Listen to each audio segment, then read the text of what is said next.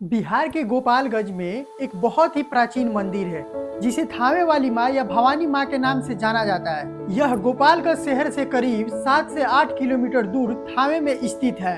इस मंदिर का इतिहास बहुत ही प्राचीन और दिलचस्प माना जाता है। आज के इस वीडियो में हम देखेंगे कि आखिर रहसु भगत कौन थे, क्या रहसु भगत सच में बाघ से दौरी करते थे, आखिर रहसु भगत का जन्म कैसे हुआ, क्या थावे वाली माँ सच में थावे आई थी, आखिर राजा मनन सिंह ने रहसु भगत को क्यों मजबूर किया माता को थावे में बुलाने के लिए।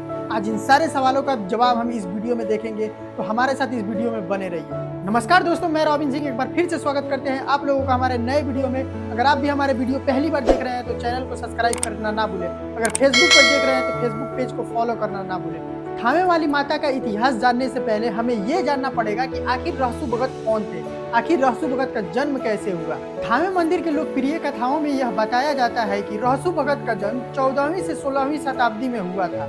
रहसु भगत के माँ का नाम मुनिया था, जो एक दलित परिवार की अविवाहित लड़की थी जो माँ दुर्गा की परम भक्त थी। एक दिन जब मुनिया मंदिर में जा रही थी तो उन्हें मंदिर में जाने से रोक दिया गया, जिसके वजह से वो काफी रोने लगी। रोने से उनका हालत काफी खराब हो गया। उसी रात दुर्गा माँ मुनिया के स्वप्न में आई और उन्हें दर्शन दी। दुर्गा माँ ने मुनिया को पुत्र प्राप्ति का वरदान दी। दुर्गा माता के आशीर्वाद से मुनिया के हाथ से एक पुत्र की प्राप्ति हुई, जिनका नाम पड़ा रहसु भगत। रहसु भगत बचपन से ही दुर्गा माँ का काफी पूजा करते थे और उनके भक्ति में लीन रहते थे। 17 से 18 वर्ष की आयु में रहसु भगत भवानीपुर जंगल में तपस्या करना चालू कर दिए, जिस जंगल को हम आज थावे के नाम से जानते हैं, जहाँ माता रानी का आज मंदिर स्थापित है। ये छोटा सा परिचय रहसु भगत के बारे में था।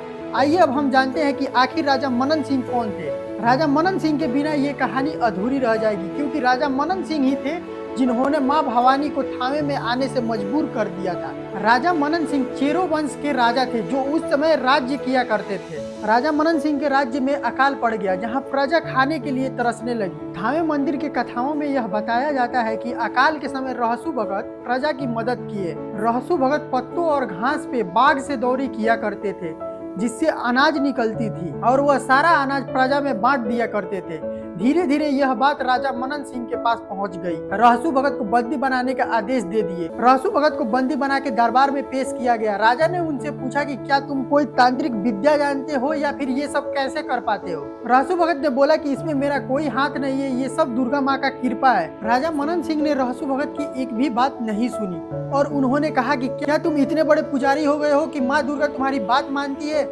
उन्होंने कहा जी हाँ, बिल्कुल ऐसा ही है। लेकिन राजा मनन सिंह ने उनकी बातों पर ध्यान नहीं दिया और बोला कि ठीक है, अगर दुर्गा माँ तुम्हारी बात मानती है तो दुर्गा माँ को तुम इस सभा में बुला दो। राजा मनन सिंह के बार बार कहने पे रहसु भगत बोले, महाराज मैं तो माँ को बुला दूंगा, लेकिन माँ का तेज ना आप सह पाइएगा ना हम लोग सह पाएंगे, सब कुछ नष्ट हो जाएगा, कुछ भी नहीं बचेगा। राजा मनन सिंह फिर भी रहसु भगत के एक भी बातों पे यकीन नहीं करते हैं और चुनौती पे चुनौती दिए जाते हैं कि तुम माँ को बुलाओ, देखते हैं माँ कैसे आती है। राजा मनन सिंह के बार बार कहने पे रहसु भगत ने माँ को याद किया और बोले, माँ एक भक्त की लाज अब तुम्हारे हाथ में है। फिर होना क्या था, भक्त की लाज बचाने के लिए माँ कामाख्या से थावे की यात्रा अपनी शुरू कर देती है। माँ जब कामाख्या से चली तो कोलकाता पहुंची, जिसे हम काली घाट मंदिर के नाम से जानते हैं। यह माना जाता है कि माँ जब काली घाट पहुंची तो आधी के साथ प्रकट होकर अपने भक्तों को दर्शन दी और आगे की यात्रा जारी रखी। इसके अलावा माँ पटना में रुकी, जिसे हम पटन देवी के नाम से जानते हैं। इसके अलावा माँ ने घोड़ा घाट और आमी घाट में दर्शन दिया और अपनी यात्रा जारी रखी। इधर राजा मनन सिंह रहसु भगत को चुनौती पे चुनौती दिए जा रहे थे,